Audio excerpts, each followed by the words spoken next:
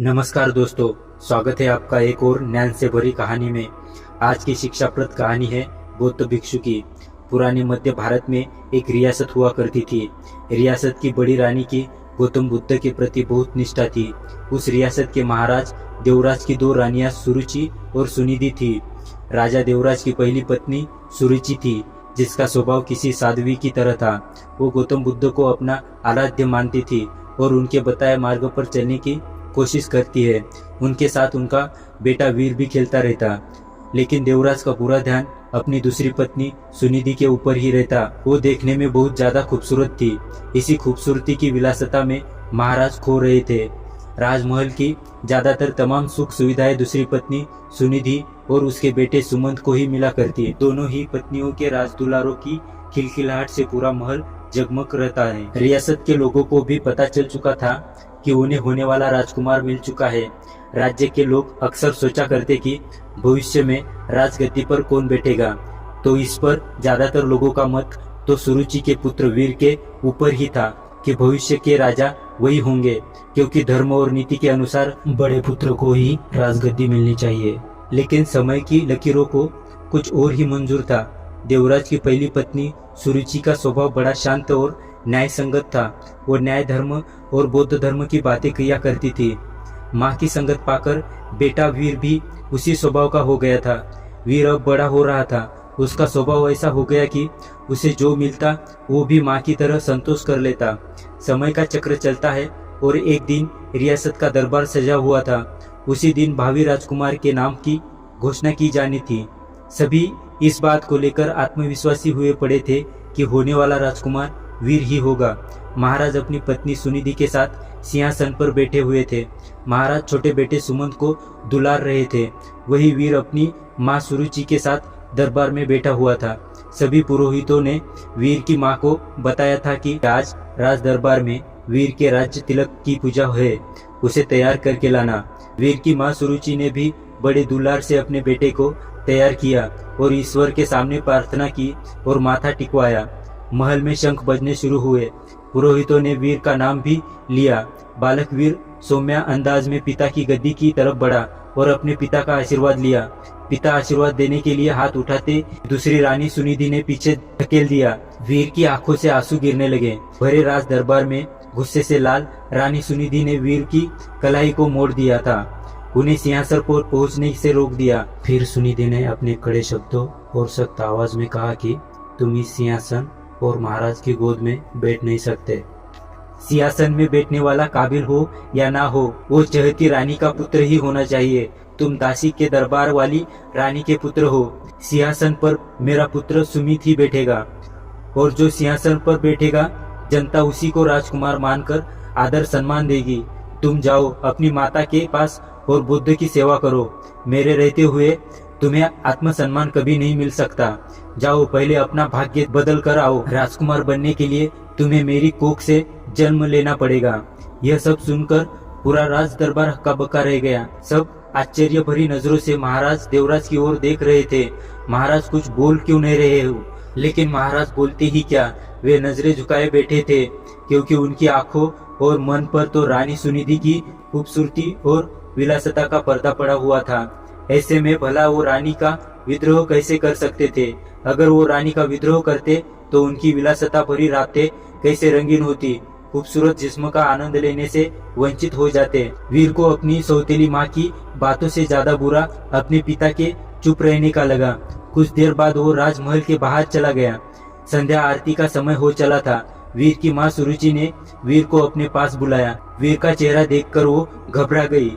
वीर ने उनसे कहा कि माँ, पिताजी हमारे साथ ऐसा क्यों करते हैं? अब हमारा क्या होगा? क्या मुझे कभी किसी का मान सम्मान प्राप्त नहीं हो पाएगा?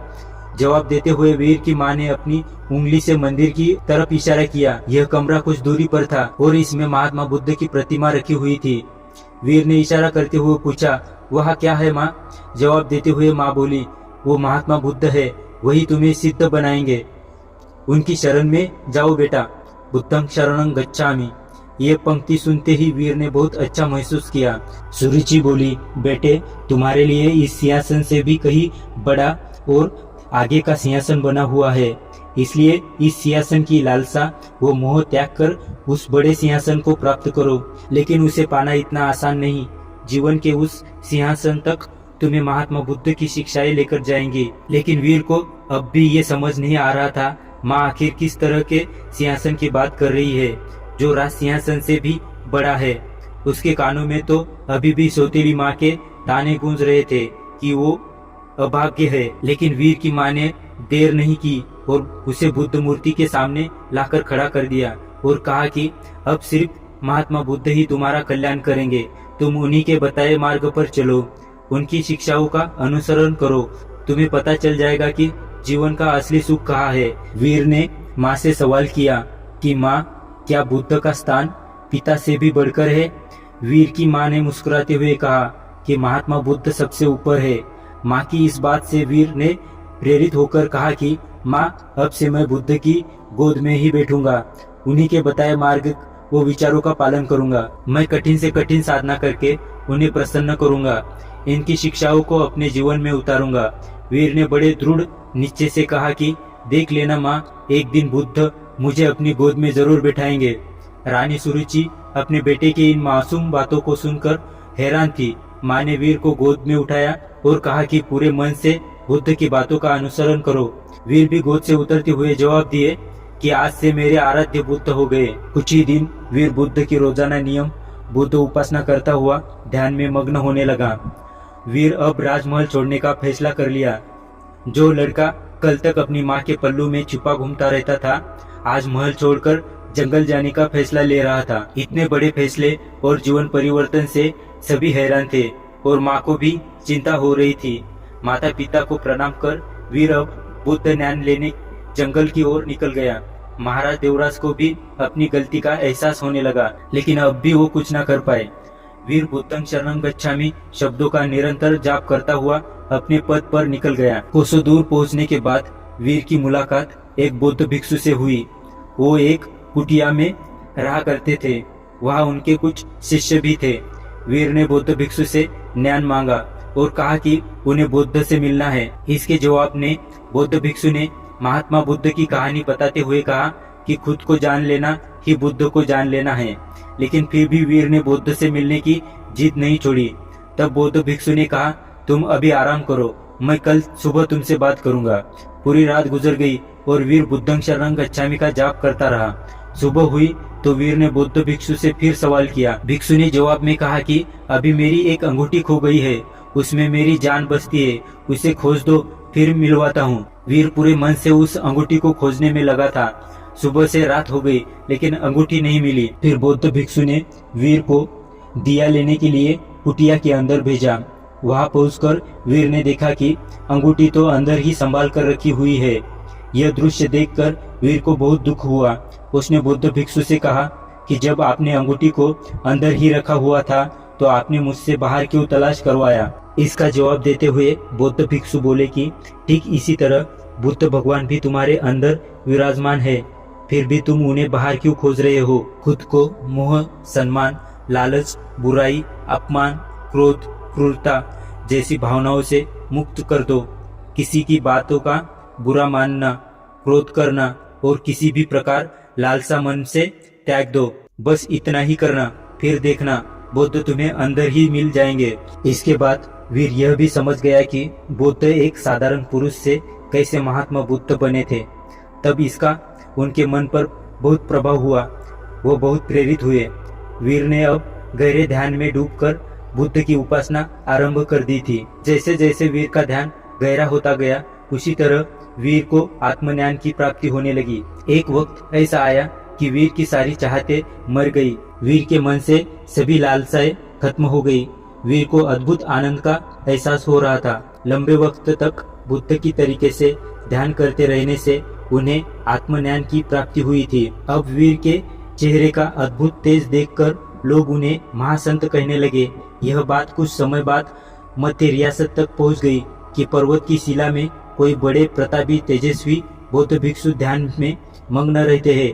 राजमहल की तरफ से उन्हें बुलावा भेजा गया। रियासत की हालत ठीक नहीं चल रही थी क्योंकि महाराज का दूसरा बेटा विलासता में बर्बाद हो चुका था। सुनिधि का हुस्न व खूबसूरती भी उम्र के साथ ढल चुका था। वही दूसरी ओर वीर की समृद्धि दूर दूर तक फैलती जा रही थी।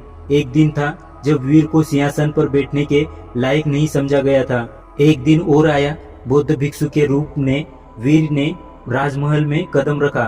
प्रजा की आंखों में आंसू भी थे और सम्मान भी। महाराजा और सुनिधि हाथ जोड़े पछतावे के आंसू रो रहे थे।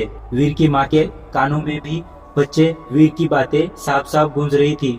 बौद्ध भिक्षु रूपी वीर ने सबसे पहले महात्मा बुद्ध की प्रतिमा को प्रणाम किया और कहा कि दूसरों की सेवा से बड़ी कोई विलासिता नहीं। कोई भी सिंहासन कोख से नहीं बल्कि काबिलियत से तय होता है।